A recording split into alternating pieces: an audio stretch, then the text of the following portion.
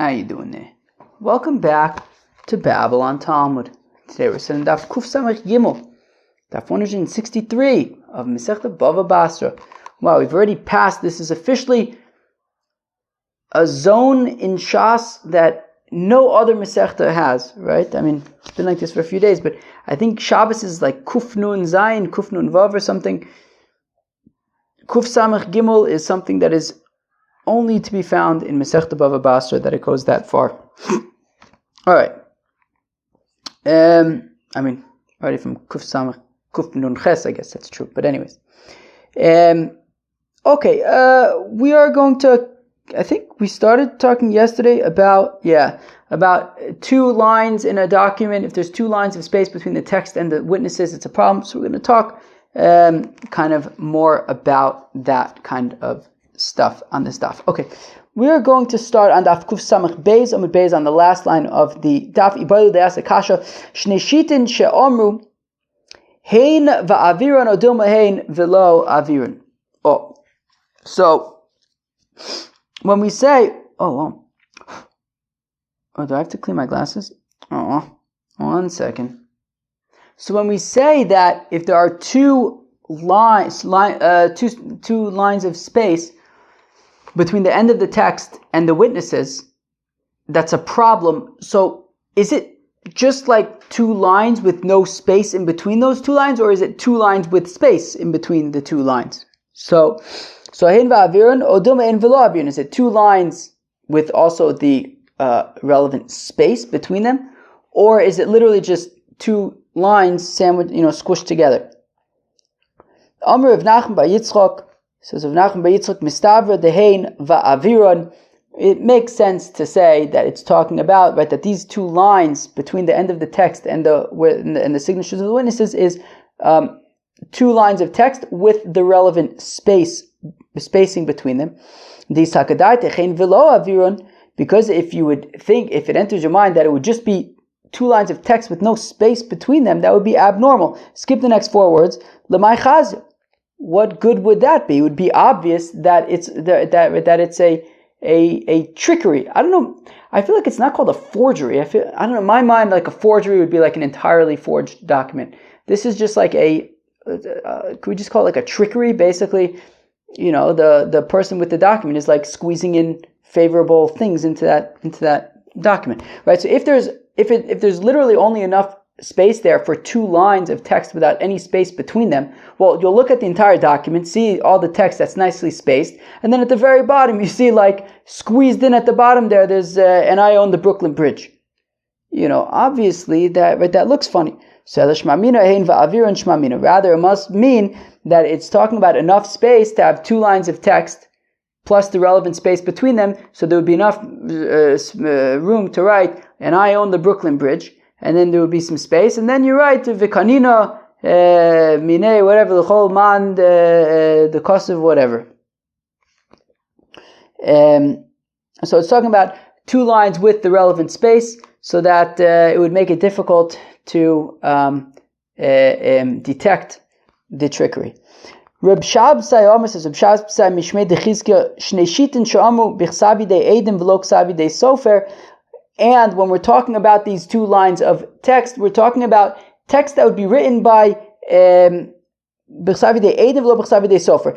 Text that would be written by like non-experts, right? You have a scribe who's trained in being a scribe and can write nice, compact letters. Then you have witnesses, just regular people who are writing on a document, that their text is going to be a bit bigger than the text of the scribes, then sort of because they're untrained. So says again, Reb Shabsai Mishmei Dechizkia Shnei Shitin Sha'amu, that when we're talking about these two lines, Bichsavi De Eidim V'lo Ksavi De Sofer, we're talking about in terms of the line height of right, in terms of the size of the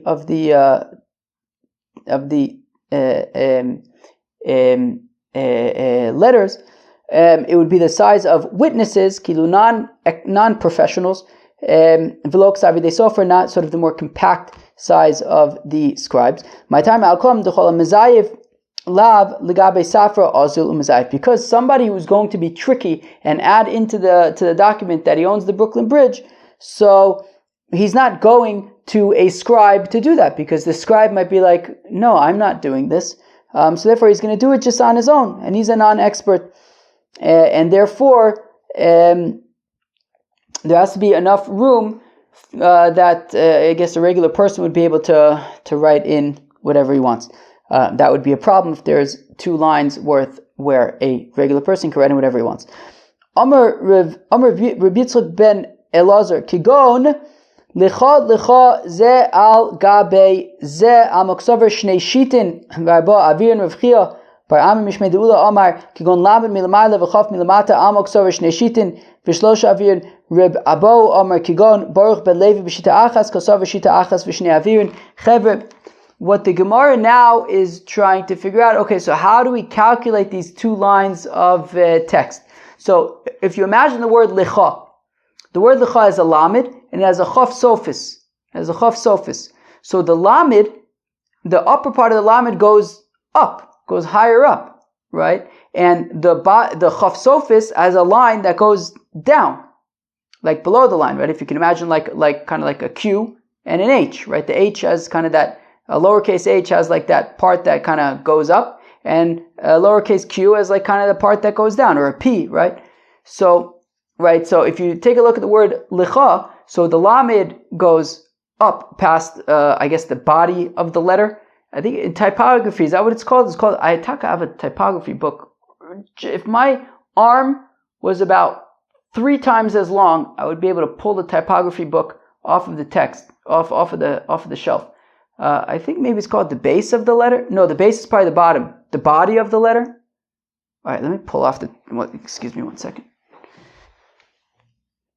Okay. Whoops. Okay. This is a book called Thinking with Type. Okay. Thinking with Type. Let's see. What does it say? Thinking with Type. Who wrote it? The second edition by Ellen Lupton. Okay, let's see. Can I find here in this, what it's called? Come on. Okay. Oh, what's this? Come on. There's got to be something where it like just tells you like the parts of the. What's this? Yeah. Okay. Good. The spine. No. Is there an X height? Cap height? I feel like X height. Oh, that's probably what I'm talking about. X height. The X height. Yeah. Oh, and then the ascenders. There's ascenders and descenders. Oh, azoy. Okay, I'm glad I looked it up. We're going to do this professionally. So, okay. Gewaldig. So, here we go. If you take a look, okay, so there's the X height of the letter, which is basically just like the core. If you take a look at if you think like the letter X, right? So it's basically, there's just like nothing going up, nothing going down, just like the body. So if you take a look at like a letter H, so it's got the ascender going up, but then the rest of it was like the X height, I guess.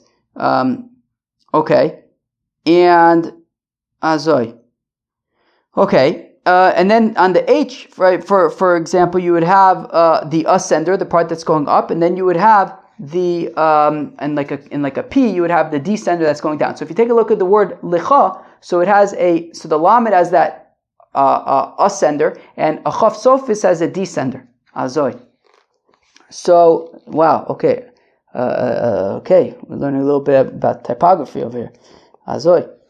So therefore, there's different options to how to look at this. So if we take a look at 2 lines, so if it says licha on one line, and then beneath it there's another line that says licha, so one way to look at it would be, well, the first line needs some space above it for the ascender of the lamed, and it also needs space below it for the descender of the chaf sophis, and the line beneath it needs the same thing. Space above the line for the ascender of the lamed, and space below the line for the descender of the chaf sophis. So therefore, be'etzem you'd have 2 lines of X height, right? The 2 lines, which would be like, the X height. And then you would have to, each line would have to have a space above and below for the ascenders and descenders. So therefore, be'etzem you have 2 lines and four spaces, right? 2 lines, each line has space above and below. Another way to look at it was, you could think about it, you can squish it together a little bit, because as long as you make sure that the the ascender of the lamed on the lower line and the descender of the chaf sophis on the upper line, as long as you just make sure that they don't hit each other, just, as long as you just make sure that they aren't going to crash into each other and just make them slightly separated from each other. So you could theoretically just squeeze them onto that same space between those two. So theoretically, you can have the two lines of x height, a space for the ascender of the first line, space for the descender of the second line, and then in between the two lines there just needs to be one space that can accommodate both the ascender of the lamed of the lower line and the descender of the chaf sophis from the upper line. And then the other option is just that you have one line of text with an ascender with space above it for ascenders for the lamed and space below it for descenders from the chaf sophis. So reading it back inside. So Amr Yitzchak ben Elazar Kigon, for example, lecha zel gabe zeh. For example, if you have the word lecha on two lines, right, one line above the other. So alma kasavish neshitin v'arba'avirin. So based on that, we're talking about two lines of text and four spaces, right, for the lamed above, for the chaf sophis below, for each of the two lines. So two lines and each line has a space above and below, respectively. Rav Chia bar Ami mishmei de'ula amar kigon lamed milamala v'chaf milamata. Rav Chia bar Ami mishmei de'ula. It's not super clear from like the text of the Gemara, but be'etzim, his opinion is that you're merging together the space below the top line and above the bottom line. So basically, you have two lines of text, a space above the top line, a space below the bottom line, and then one space between the lines to handle the ascenders and descenders from each line, respectively. So two lines and three spaces. Rababo Omar Kigon Baruch ben Levi b'shita achas. Says Rababo, well, if you have just on one line, it says Baruch, so the chaf sophis. Ben Levi has a lamed, so you have one line with space above it for the ascender of the lamed and space below for the descender of the chaf sophis. So one line with two spaces, space above and space below. Azoy. So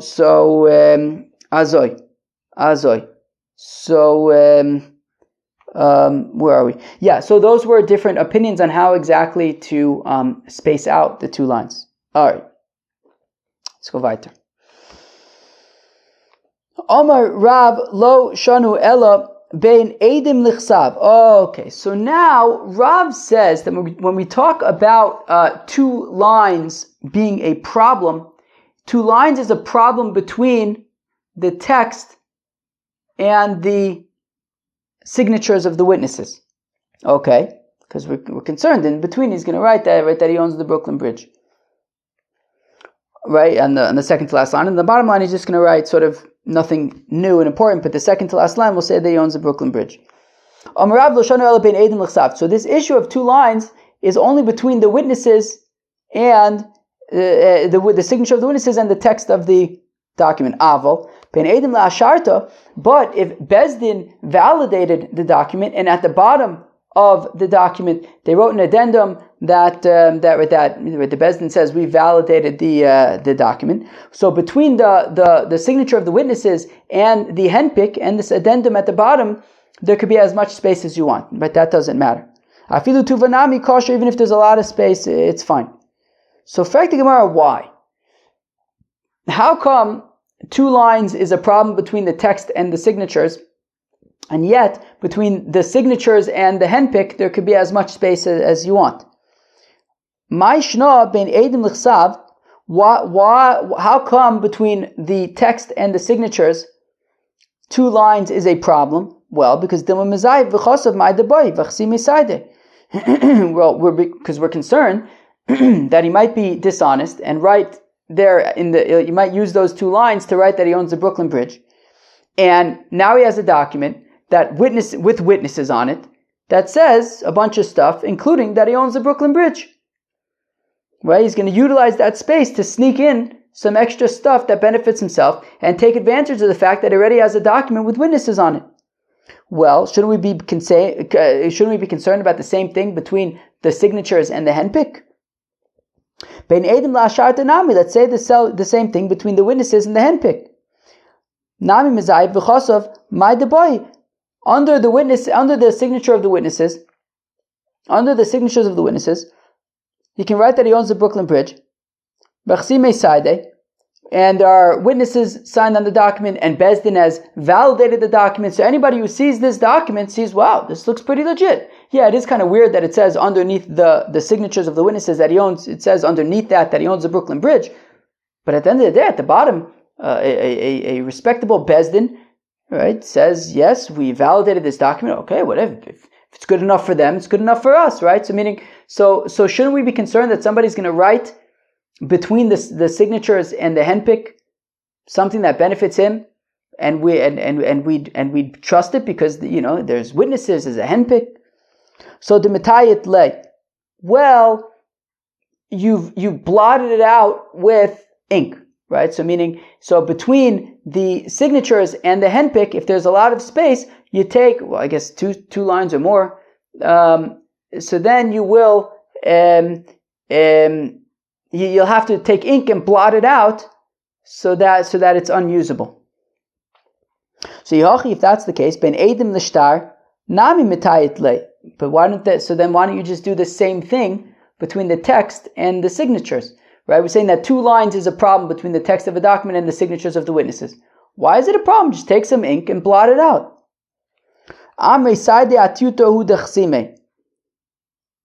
Well, we're concerned that if you blot out those 2 lines between the text and the signatures, we're concerned that maybe the witnesses are only going to be signing on the blotted out part, to say that there was no text there beforehand, that he did blot it out. No, he didn't blot it out. This is all good, but they're not actually going to be signing on the actual text of the document.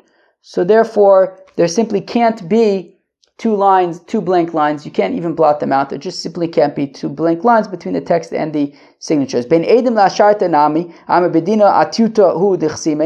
shouldn't we be concerned about the same thing? That we might think that Bezdin is only validating the blotted out part and not the actual text of the document. Bezdin doesn't do that. Bezdin doesn't validate blotted out sections. They validate actual documents. Okay, so between the text and the signatures, you can't blot it out. But between the signatures and the handpick, you can blot it out. Now listen to this. You ready? You ready for this, friends? You ready? If there's a lot of space, right? We just said, okay, you can't have 2 lines of space between the text of the document and the signatures. Okay, you can't have 2 lines of space. But you can have plenty of space between the signatures and the handpick, as long as you blot it out. What if, though, shouldn't we be concerned that maybe he's going to take a scissors, right? The BavaBasra, the one with the document, is going to take, the sun is, I think, reflecting off of something in a way that's a little bit distracting for me, but okay. Shouldn't we be concerned that if there's a lot of space between the signatures and the handpick, so even if it's blotted out, he'll take a pair of scissors and he'll trim the document beneath the signatures of the witnesses. And now what he'll have is a bunch of blotted out parchment with a validation of the court at the bottom of it that says that this is a valid document. Right? Bezdin says, we validated this document, it's all good. All he now needs to do is erase the blotted out section and write whatever he wants, that he owns the Brooklyn Bridge, and just write 2 random names there. It doesn't make a difference. They don't even have to exist. Because after all, it says beneath that Bezdin already did the work of validating the shtar. There's nothing to worry about. He owns the Brooklyn Bridge. Maybe he's going to trim the document above the blotted out section, beneath the signatures of the witnesses. Then he's going to erase the blotted out section, and he's going to write that he owns the Brooklyn Bridge, and he'll just put 2 random fictitious names there. And after all, V'omer Rav, says Rav, shtar abba, hu ve'edav al machak kosher, and Rav says that if a document comes before Bezdin, and the text and the witnesses are on a parchment that has already been erased, that's acceptable. That's fine. That's fine. Rav says that a document in which the text and the witnesses, oh my gosh, dag nabbit. I need like blinders. That's good. I'm using the textbook as my blinder. So let's see if that works. Anyways, so that's so funny because I Davka started recording on this side of the table because the sun would come in on the other side of the table. Maybe now in the winter I need to go back to the other side of the table. Anyways, where were we? Right. So Rav had said that you can that between the signatures of the witnesses and the handpick, there can be plenty of space. You just have to blot it out. The thing is that Rav also says that a document that comes before Bezdin with the text and the signatures on parchment that's been erased is acceptable. Well, that sounds like a big mess, because what will happen is you'll have a document with plenty of space between the signatures and the handpick. It's all blotted out.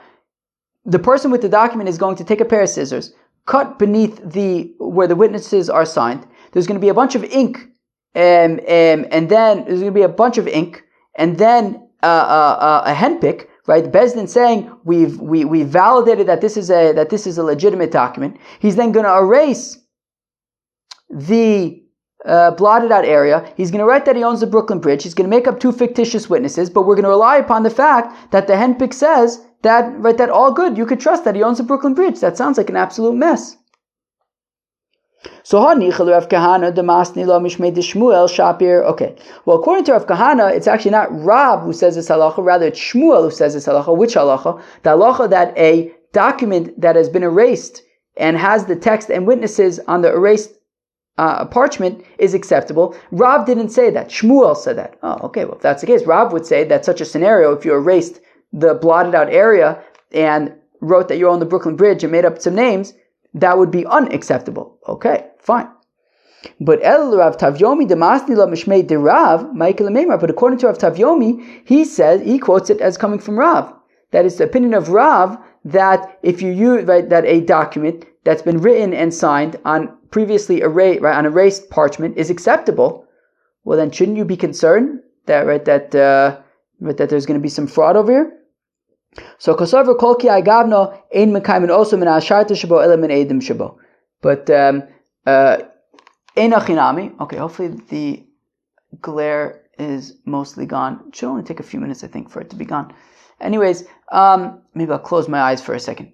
Anyways, but the thing is, what's the okay? Rav had said that you can have plenty of space between the witnesses and the handpick, just that it has to be blotted out. But he also says that a document that's been erased and text and witnesses on top of it is acceptable. So if that's the case, shouldn't we be concerned that if there's a lot of space that's blotted out, it'll just simply trim the document, below the signatures of the witnesses, and then you'll just have a bunch of blotted out section, and then the Bezdin validating that it's a valid document. You'll simply erase the blotted out area and write that you own the Brooklyn Bridge and sign fictitious witnesses, and then you'll rely on the handpick that says it's a valid document. No. In such a scenario where you have a blotted out parchment with text and signatures, you have to validate the signatures. You can't rely on the handpick in that case. Rav says, sure, a document that's been erased and written over is acceptable, but you must make sure that whatever's on that erased text is legit. So we wouldn't rely on the handpick in that scenario. Rabbi Yochanan Omar, and says Rabbi Yochanan, this is so annoying. I mamish started recording on this side of the table so I wouldn't have to deal with this. Okay. Anyways, Rabbi Yochanan Omar, says Rabbi Yochanan, okay, when we say that 2 witnesses is... Oh, do I have sunglasses here? I don't think I do. Says Rabbi Yochanan that when we say that... that when we say that 2 lines is a problem, it's specifically, or meaning 2 lines are a problem, but 1 line is okay. That's between the text and the signatures.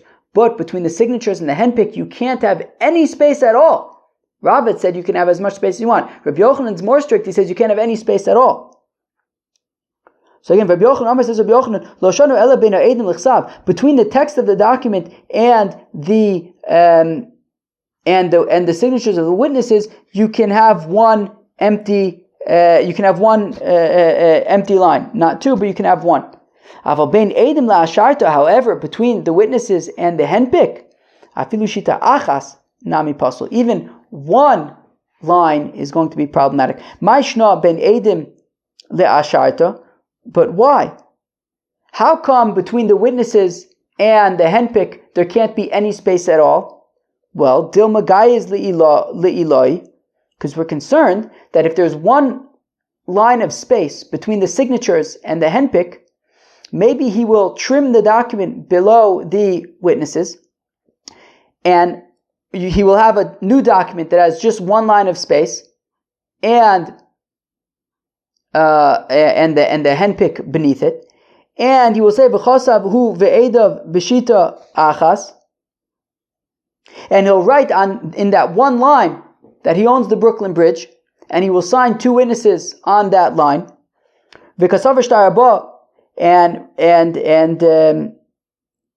Rabbi Yochanan holds that a document that comes before Bezdin, hu ve'edav b'shita achas, with the text and the witnesses on one line, kosher, a one-line document, right, with one line of text and the witnesses on that same line are kosher. So if the concern is that if you have a document that if there's a line of space between the signatures and the henpick, maybe you'll cut the document beneath the signatures, and on the one line of space above the henpick, he'll write that he owns the Brooklyn Bridge, and he'll make up some names, and then you have the henpick there to show that it's valid.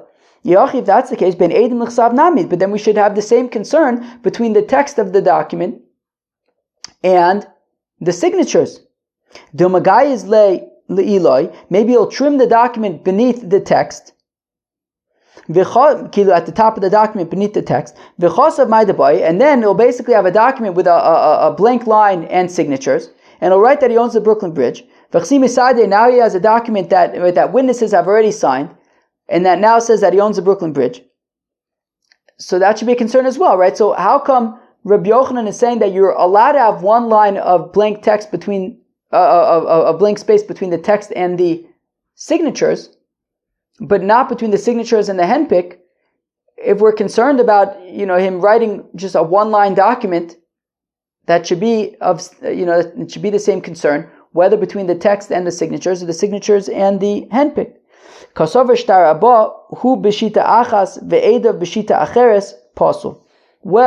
Rabbi Yochanan holds that would not be okay. Meaning, the concern, right? We just said, well, if there's a line of space between the text and the witnesses, maybe he'll just trim the document beneath the text, and in that one line, he'll write that he owns a Brooklyn Bridge, and there's witnesses right below that. No, Rabbi Yochanan holds that a one-line document would have to also have the witnesses on that same line. And in this case, you'd have, that he owns the Brooklyn Bridge on one line and the witnesses on the next lines. Yeah, but shouldn't we be concerned that maybe he's going to write that he owns the Brooklyn Bridge and he's going to sign two witnesses on that same document, two fictitious witnesses on that same line, okay? And he'll say, look, on that one, he'll have one line of space, and then he'll have witnesses signed. In that one line of space, he's going to write that he owns the Brooklyn Bridge. He'll make up two fictitious names, and then beneath that, there are two more witnesses. And he says, look, I'm just adding lots of witnesses to the document, and then the document will be able to be validated by the real witnesses who are signed there, and say that he owns the Brooklyn Bridge. So, yes, but Rabbi